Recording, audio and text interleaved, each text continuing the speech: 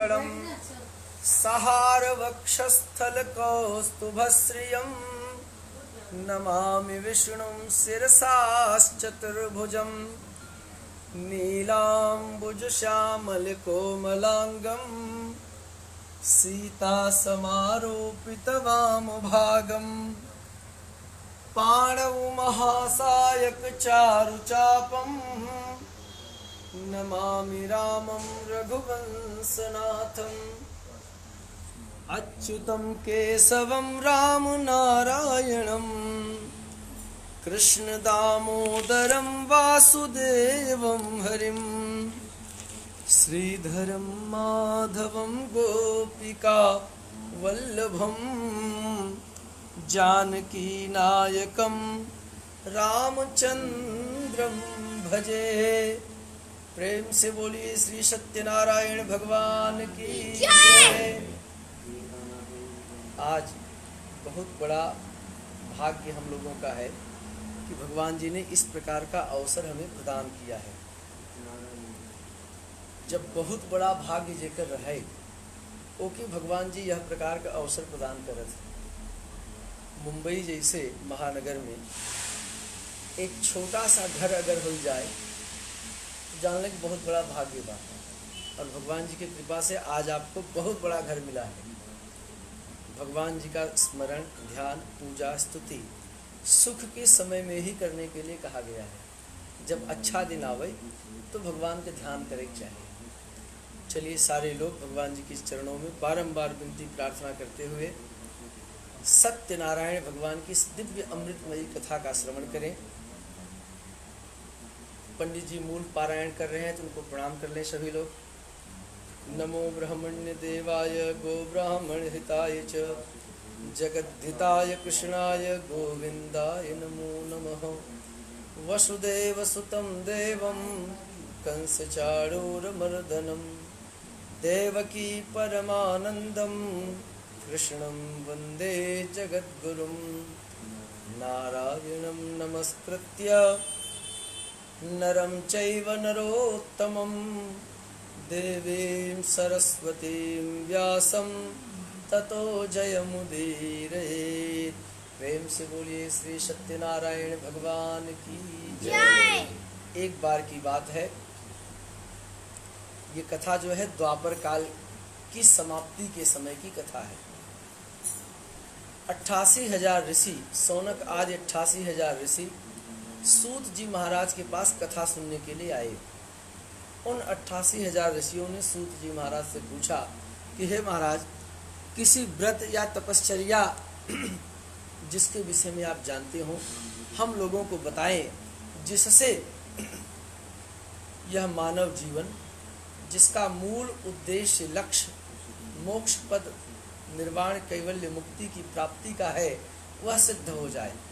संसार के जो दुख है उन समस्त दुखों का समन होते हुए हर प्रकार से सुख समृद्धि शांति की प्राप्ति होते हुए जीव अपने मूल श्रेयस पद को प्राप्त कर सके। कृपा करके ऐसे उत्तमोत्तम व्रत के विषय में आप हमें बताएं। ऋषियों के बारंबार आग्रह करने पर, ऋषियों के बारंबार विनती प्रार्थना आग्रह करने पर सूत जी महाराज ने कहा कि जो प्रश्न आज आप लोगों ने हमारे समक्ष रखा है, कभी यही प्रश्न नारद जी ने भगवान जी के चरणों में निवेदित किया था। तो चलो आज आप लोगों को उस कथा के माध्यम से आपकी जिज्ञासाओं को शांत करता हूँ। सूत जी महाराज उन ऋषियों को कथा सुनाते हुए कहते हैं कि बहुत समय पहले की बात है। एक बार नारद जी घूमते घामते मर्त्यलोक पर आए और यहाँ आकर के नारद जी ने देखा कि सांसारिक प्राणी जो निरंतर विषय वासनाओं में रत हैं, इंद्रियों के वशीभूत होकर के, विषयासक्त होकर के परमात्मा के भजन चिंतन से दूर हैं और भगवान का नाम न लेने के कारण, भगवान का ध्यान न करने के कारण प्रतिपल दुख को प्राप्त हो रहे हैं। लोगों का मन उन विषयों से कैसे दूर हो, भगवान के चरणों में मन कैसे लगे, जिससे लोगों का कल्याण हो, लोगों के दुखों को दूर करने का उपाय जानने के लिए नारद जी विष्णु लोकम गतस्तदा, भगवान विष्णु का लोक जिसको वैकुंठ धाम कहा गया है वहां गए। वहां जाकर के नारद जी भगवान के दिव्य स्वरूप का दर्शन करते हैं। तत्र नारायणम देवम शुक्ल वर्णम चतुर्भुजम, गौरांग वर्णधारी भगवान, चतुर्भुज 4 भुजाओं वाले भगवान का दर्शन किया, जिनके हाथों में शंख चक्र गदा पद्म शोभायमान हो रही थी। ऐसे भगवान के दिव्यतम स्वरूप का दर्शन करते हुए नारद जी बारंबार भगवान की स्तुति करने लगे। नारद जी कहते हैं, हे प्रभु, हे परमात्मा, हे दयालु कृपालु, मैं आपको नमस्कार करता हूँ। आप मन वचन वाणी से परे हैं। नमो वांग मनुषातीत रूपायानंत शक्तये, आप अनंत शक्तियों वाले हैं। हे प्रभु, न आपके आदि का पता है, न आपके अंत का पता है, न आपके मध्य का पता है। आदि मध्यांत हीनाय निर्गुणाय, हे निर्गुण स्वरूपधारी परमात्मा सगुणात्मने, और आप निर्गुण और सगुण दोनों स्वरूप वाले हैं। भक्ता नाम आर्तिनाशने, जो भक्त अनन्य भाव से आपके चरणों में आश्रित हैं, लगे हुए हैं, उनका निरंतर कल्याण भी करते रहते हैं। नारद जी की बार बार स्तुति गान से भगवान जी कहते हैं, नारद जी तुम्हारे आने का कारण क्या है ये बता दो, क्योंकि मेरे पास वही लोग आते हैं, सुर नर मुनि सब ही कई रीति, स्वार्थ लाई करें सब प्रीति, तो आने का उद्देश्य बता दो। भगवान नारद जी ने कहा, प्रभु आप तो सर्वंतर्यामी है, सब कुछ जानते हैं, फिर भी अगर मेरे द्वारा ही जानना चाहते हैं तो आज मैं मृत्युलोक में गया था। इसका नाम मृत्युलोक है। मृत्युलोक क्यों है कि यहाँ पर आने वाले जितने लोग हैं सब मरणशील हैं। सर्वे क्षयांताः निचयाः पतनान्ताः समुक्षयाः विप्रयोगान्ता ही संयोगान्तम मरणान्तम ही जीवितम। जिसने जन्म लिया है उसका मरना निश्चित है, और हर मरने वाले का कर्म बंधन के कारण फिर से पुनर्जन्म भी निश्चित है। नारद जी ने कहा, प्रभु धरती पर जितने भी लोगों को हमने देखा, चाहे वो बड़े बड़े वीर हों, बलशाली हों, धीर गंभीर हों, बुद्धिमान हों, विवेकी आचारी हों, सबल हों, निर्बल हों, सब दुखी हैं महाराज। कृपा करके लोगों का दुख कैसे दूर हो इसका उपाय बता दीजिए। भगवान जी ने कहा, व्रतम अस्ति महत्पुण्यम स्वर्गीय मर्ते च दुर्लभम तव स्नेहान्मया वत्सः प्रकाशः क्रियते धुना। नारद जी, व्रत बड़ा उत्तम है, तेरे ऊपर बड़ा विशेष स्नेह हो रहा है, इसलिए तुझे बता रहा हूँ, जो आज तक गोपनीय रखा था, किसी को नहीं बताया था।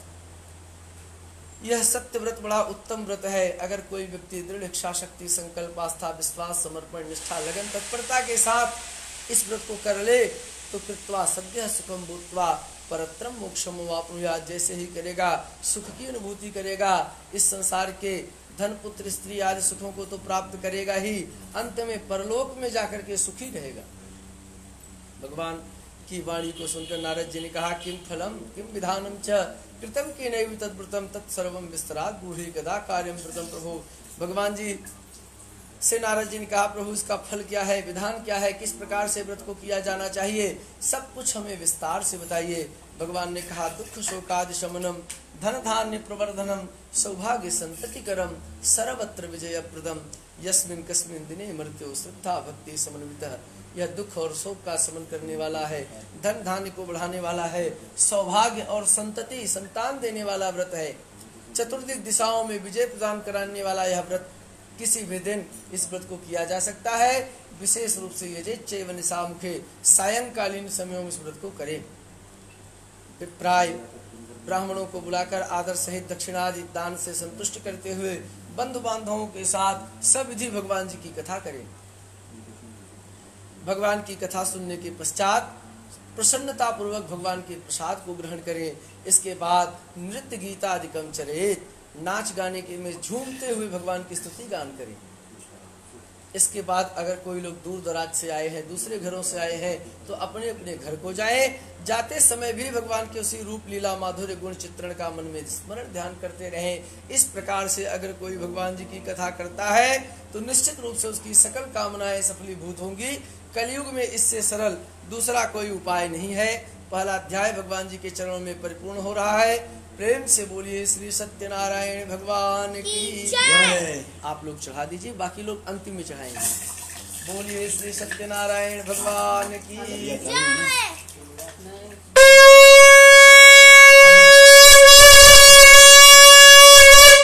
कृष्णाय वासुदेवाय हरे परमात्मने प्रणत क्लेश नाशाय गोविंदाय नमो नमः।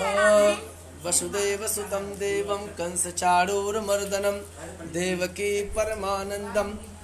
उसका कोई दूसरा विकल्प नहीं है, चलागा। हाँ चलिए दूसरा पुष्प हाथ में लीजिए, उनको दीजिए। ओम सशंख सफेद वस्त्रम सरसीरुहे क्षणम सहार वक्षस्थल कौस्तुभश्रियम नमामि विष्णुम शिरसाश्चतुर्भुजम। दूसरे अध्याय की कथा के लिए पुष्प तुलसी हाथ में रख लें। अभिषेक के समय वो जल चला गया था उसमें। चलिए प्रेम से बोलिए कृष्ण कन्हैया लाल की जय। दूसरे अध्याय की कथा में कहते हैं कि कश्चित काशी पुरे रम्य यासित विप्रोत निर्धनः। एक काशी नगरी में सतानंद नाम के निर्धन गरीब ब्राह्मण देवता रहते थे, जो गरीबी से बड़े परेशान थे। बुभुक्षितम किम न करोति पापम। निर्धनता गरीबी किसी का मान नहीं रखती। दुखी ब्राह्मण को देख करके भगवान जी एक बूढ़े ब्राह्मण के रूप में आते हैं और उनसे दुखी होने का कारण पूछते हैं। सतानंद नाम के ब्राह्मण देवता ने आए हुए ब्राह्मण देवता का उचित आदर सत्कार सम्मान किया और उनसे अपनी निर्धनता को दूर करने का उपाय पूछा। ब्राह्मण देवता ने सतानंद को सत्यव्रत करने का निर्देश दिया। ब्राह्मण के द्वारा बताए गए निर्देशों के अनुसार सतानंद ने अपनी श्रद्धा शक्ति सामर्थ्य के अनुसार भगवान की दिव्य कथा श्रवण की, व्रत का आचरण किया, जिस व्रत के प्रभाव से सतानंद जीवन में सुखी हो गए। जब इतनी कथा उन ऋषियों को सूत जी महाराज सुनाते हैं तो उन्होंने कहा, महाराज जी ये कथा तो बड़ी आनंददायिनी है, कृपा करके अब इसमें हमारा मन भी लग रहा है, तो इस व्रत की सर्वांग आगे की कथा को भी आप हमें बताएं। किन किन लोगों ने इस व्रत को किया और उनका कैसे कल्याण हुआ। सूत जी महाराज कहते हैं कि एक बार वही सतानंद भगवान जी की कथा में संलग्न थे। एक लकड़हारा प्यास लगने पर उनके घर में आता है। लोगों को शांत चित्त दत्त चित्त से भगवान जी की कथा को सुनते हुए देख करके वह भी भगवान के दिव्य कथा का श्रवण करता है। भाव प्रबल होने पर मन में संकल्प लेता है कि आज ही लकड़ी बेचकर जो मिलेगा इसी में भगवान की कथा करूंगा। ईश्वर की कृपा से वह लकड़ी बेचते हुए ऐसे स्थानों पर पहुंचा जहां धनी सेठ साहूकार लोग रहते थे। उस दिन बिना मांगे उसको लकड़ी का दुगना मूल्य प्राप्त हो गया। पंडित जी के द्वारा बताए गए कथा में निर्देशों के अनुसार रंभा फलम घृतम क्षीरम गोधूमस्य चूर्णकम जैसे बनते बना वह सामग्री जुटाकर पंडित जी को बुला करके सब विधि भगवान जी की कथा करता है। उस व्रत के प्रभाव से धन पुत्रान्वितो भवत, धन पुत्र स्त्री के साथ इस संसार में सुख को प्राप्त करता हुआ परलोकगामी हुआ। दूसरा अध्याय भी भगवान के चरणों में परिपूर्ण हो रहा है। प्रेम से बोलिए श्री सत्यनारायण भगवान की जय।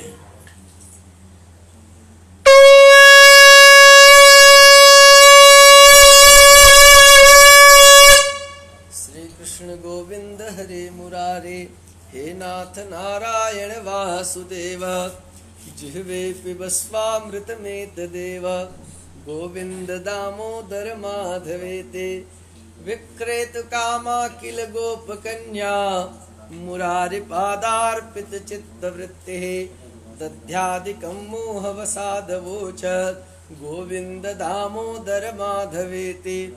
श्री कृष्ण गोविंद हरे मुरारे, हे नाथ नारायण वासुदेव। बोलिए कृष्ण कन्हैया लाल की जय, राघवेंद्र सरकार की जय। तीसरे अध्याय की कथा में प्रवेश पाते हुए पुरा चूलकामुखो नाम नृपश्चासेन, फूल तुलसी हाथ में रख लीजिए। पुरा चूलकामुखो नाम नृपश्चासेन महामते, जितेन्द्रियः सत्यवादी यौ देवालयं प्रति, दिने दिने धनं दत्त्वा दजान् सन्तोषयत्सुधे, भार्या तस्य प्रमुग्धा च सरोजवदना सती, भद्रशीला नदी तीरे सत्यस्य व्रतमाचरत्, एतस्मिन्नन्तरे तत्र साधुरेकः समागतः वाणिज्यार्थम बहुधने अनेक परिपूरितः। एक उल्का मुख नाम के राजा है, बड़े धीर गंभीर है, जितेंद्रिय है, सत्यवादी है, प्रजापालक है, भक्त वत्सल है, मंदिर जाते हैं, ब्राह्मणों की सेवा करते हैं, दीनों की सहायता करते हैं, जिनके पास बड़ी सुंदर सुशीला पत्नी है, भार्या पातिव्रत धर्मपरा तरफ प्रस्थान करता है और आकर के उस उत्तम सर्वोत्तम व्रत के विषय में अपनी पत्नी को बताता है। पत्नी लीलावती जो सद्भार्या थी, पाति धर्मपरायणा थी, वह पति को प्रसन्न कर रखती थी। भगवत कृपा से 10वें मास वे तस्याः कन्या रत्नम अजायत। संकल्प के ठीक 10वें महीने दोनों को एक कन्या पैदा हो गई। अभी बात चल रही थी ना, पुत्र और कन्याओं में भेद। आज बनिया के घर कन्या पैदा हुई है तो बनिया बड़ा प्रसन्न हुआ है। अपनी प्रसन्नता का सारा उत्सव करता है वह। कुछ समय पश्चात पत्नी के याद दिलाने पर कि भगवान जी की जिस कथा को आपने मान्यता दी थी वह आज पूरी कर लेनी चाहिए, तो बनिया टाल देता है। कहता है विवाह समय तस्याः करिष्यामि व्रतम प्रिय। ऐ प्रिय, जब इसका विवाह करूंगा तो उसी विवाह में इस व्रत को भी पूरा कर लूंगा। संकल्पों में विकल्पों का समावेश कर लेने से संकल्प पूरा नहीं होता। बनिया कालांतर में समय आने पर उस पुत्री का विवाह भी कर देता है, लेकिन ततो भाग्यवशास्ते न विस्मृतम व्रतम उत्तमम। दुर्भाग्य के वशीभूत होकर के बनिया उस उत्तम व्रत को करना भूल जाता है, जिसके परिणाम स्वरूप भगवान को श्राप देना पड़ता है। महद दुखम भविष्यते, घोर संकट में पड़ोगे। कुछ समय के बीत जाने पर वह बनिया दामाद को लेकर व्यापार के लिए चल पड़ता है। दक्षिण दिशा में सिंधु के किनारे रत्नसारपुरी नाम की एक नगरी थी। प्राचीन काल में मुंबई का नाम रत्नसारपुरी नगरी था। यहाँ आकर के वह बनिया व्यापार में संलग्न हो जाता है। भगवान की लीला के अनुसार कुछ चोर, वहाँ के राजा का नाम था चंद्रकेतु, कुछ चोर राजा के यहाँ चोरी करते हैं। सिपाही के द्वारा पकड़े जाने के डर से चोरों ने सारा सामान बनिए की नाव में रख दिया। सारा सामान जब बनिए की नाव से बरामद हुआ तो कोई सफाई नहीं चली। बनिया दामाद दोनों कारागार में डाल दिए जाते हैं। चोर के पास चाहे जितना धन मिल जाए सब चोरी का ही होगा, ऐसा जान करके राजा ने उसको अपने राजकोष में जमा कर लिया। इधर घर पे भगवान की लीला के अनुसार बनिया के घर में जो भी अन्न धन धान्य था सब चोर चुरा ले गए। माँ और बेटी भूख से व्याकुल होकर भिक्षा मांगने लगी। एक दिन वह कलावती नाम की कन्या एक ब्राह्मण के घर में भिक्षा मांगने गई। सायंकालीन का समय था, जहाँ पर भगवान की दिव्य कथा हो रही थी। बनिया की पुत्री कथा सुनती है, प्रसाद लेकर देर रात को घर आती है। पहले ही दिन पुत्री के देरी से घर आने पर माता बिटिया को डांट रही है। पुत्री रात्रौ स्थिता कुत्र किं ते मनसि वर्तते। बनिया की पुत्री ने कहा, माता किसी प्रकार से अन्यथा मत लो। मैं एक ब्राह्मण देवता के घर में गई थी, जहाँ मैंने सारी कामनाओं की पूर्ति मनोरथ सिद्धि नामक एक ऐसे दिव्य सत्य व्रत के विषय में सुना जो सबकी कामनाएं पूर्ण करते हैं। चलो हम लोग भी भगवान की इस दिव्य कथा को श्रवण करते हैं। बनिया की पत्नी जो इस व्रत के विषय में तो पहले से जानती थी, तुरंत ही सत्यदेव की शरण में जाती है। भगवान से बारंबार विनती प्रार्थना करती है। दूसरे दिन ब्राह्मण को बुलाकर भगवान की कथा कर लेती है। उसके द्वारा बारंबार प्रार्थना करने पर दीना नाम भक्त वत्सल भगवान सहज प्रसन्न होने वाले उसी रात राजा चंद्रकेतु को स्वप्न देते हैं, नाशयिष्यामि स राज्य धन पुत्रकम। बनिया दामाद को छोड़ दे, नहीं तो पूरे राज्य को धन पुत्र के साथ नष्ट कर दूंगा। सुबह होने पर राजा डरता हुआ बनिया दामाद को छोड़ देता है। दुगने द्रव्य देकर वस्त्र अलंकारों से सुसज्जित कर कर यहीं पर तीसरा अध्याय भगवान के चरणों में परिपूर्ण हो जाता है। प्रेम से बोलिए श्री सत्यनारायण भगवान की जय।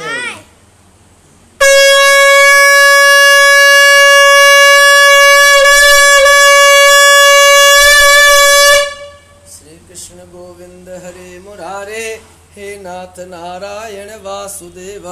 चौथे अध्याय के लिए पुष्प तुलसी हाथ में रख लें। हो चुका बा दोनों विकल्प वहाँ जो हाथ लगाए खतरा खाली नहीं।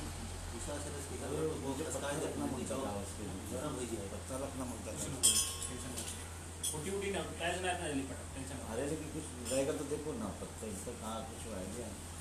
आप कुछ भी करबर यार करिया हो वह कपड़ा पकड़े करिया हुई चली। हाँ तो सीताराम चलो। हाँ करिया हुई चली। पुष्प तुलसी हाथ में रखिए। ओम सत्यव्रतम सत्यपरम त्रिसत्यम सत्यस्य योनिम निहितं च सत्ये सत्यस्य सत्यमृत सत्यनेत्रम सत्यात्मकं त्वां शरणं प्रपद्ये। श्री सत्यनारायणाय नमः। श्री सत्यनारायणाय नमः।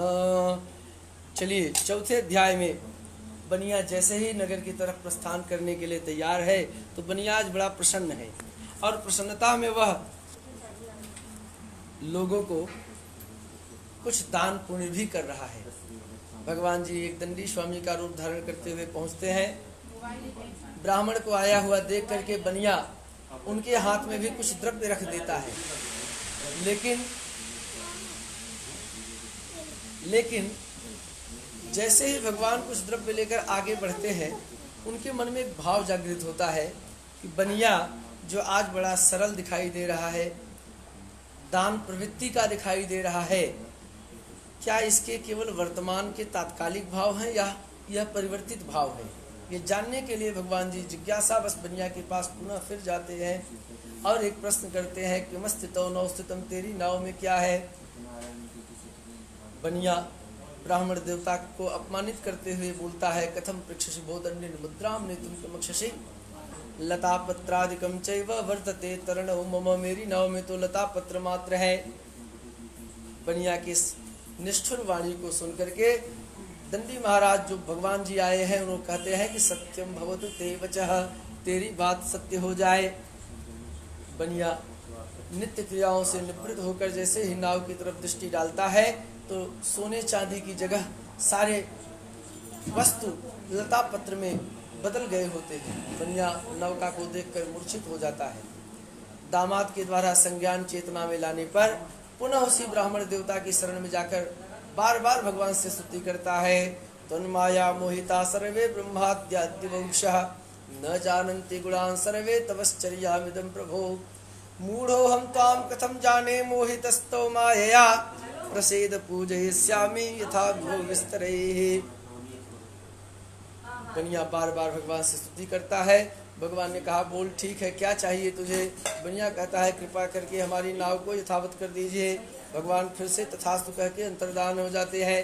बनिया नौका को यथावत पाकर नगर की तरफ प्रस्थान करता है। नजदीक पहुंचने पर दूत भेजता है। संदेश को सुनकर पत्नी पुत्री को कथा करती हुई पुत्री को कथा पूरा करने का निर्देश देकर चली जाती है, लेकिन पुत्री ने कथा को समाप्त कर दिया। प्रसाद भी नहीं ग्रहण करती चली जाती है। परिणामतः भगवान उसके पति को नाव के साथ ही अदृश्य कर देते हैं।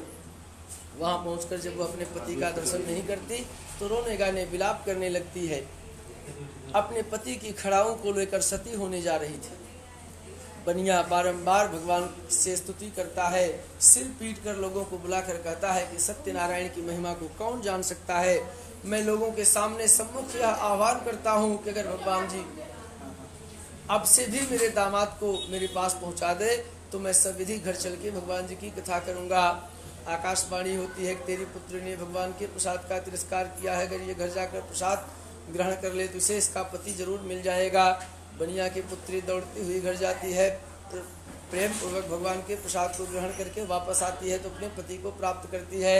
बनिया पूरे परिवार के साथ घर आकर सविधि भगवान जी की कथा सुनता है और कल्याण का भागीदार बन जाता है। चौथा अध्याय भी भगवान के चरणों में परिपूर्ण हुआ। प्रेम से बोलिए श्री सत्यनारायण भगवान की जय।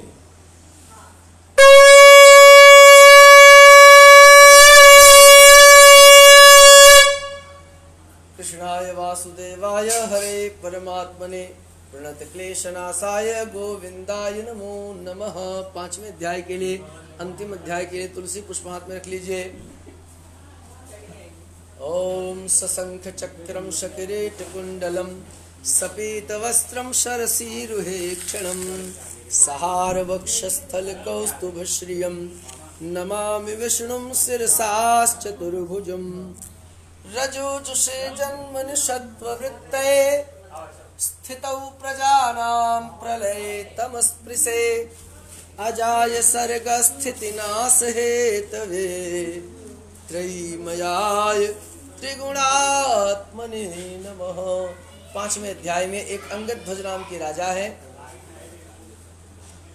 जो जंगल में शिकार खेलने जाते हैं। वहां जाकर के तमाम निर्दोष पशुओं की हत्या करते हैं। थक हार कर जिस वट वृक्ष के नीचे बैठे कुछ ग्वाल बाल भगवान जी की कथा कर रहे थे तो राजा दर्प बस न गत्वा नमाम सन, तो वहां गया नहीं, भगवान जी को प्रणाम नमस्कार किया। कथा की समाप्ति पर जब ग्वालों ने राजा को प्रसाद दिया तो राजा खुन्नस बस उस प्रसाद का भी तिरस्कार कर देता है। परिणाम स्वरूप सारे पुत्र राज्य नष्ट हो जाते हैं। राजा को जब अपनी गलती का आभास हुआ उन्हीं ग्वालों के साथ जाकर के सविधि भगवान जी की पूजा करता है। भगवान के व्रत के प्रभाव से पुत्र और राज्य को प्राप्त कर लेता है।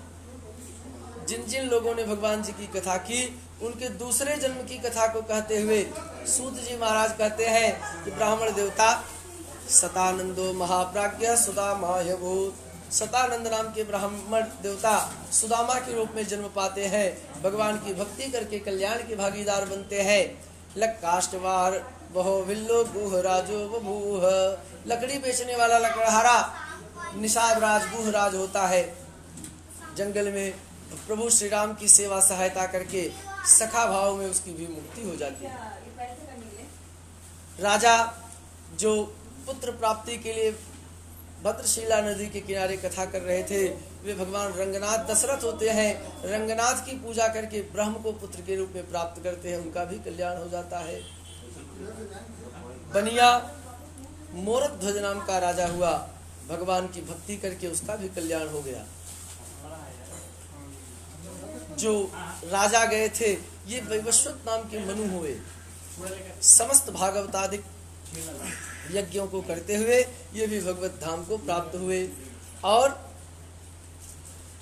जितने ग्वाल वाले थे ये सब भगवान श्री कृष्ण के साथ रास लीला रचाते हुए गोप कुमारों के रूप में प्रकट होते हैं।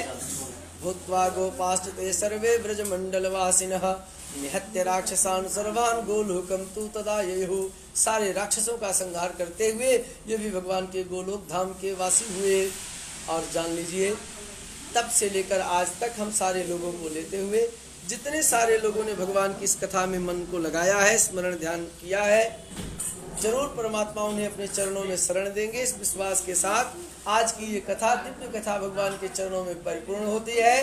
सभी लोग प्रेम से बोलिए श्री सत्यनारायण भगवान की जय।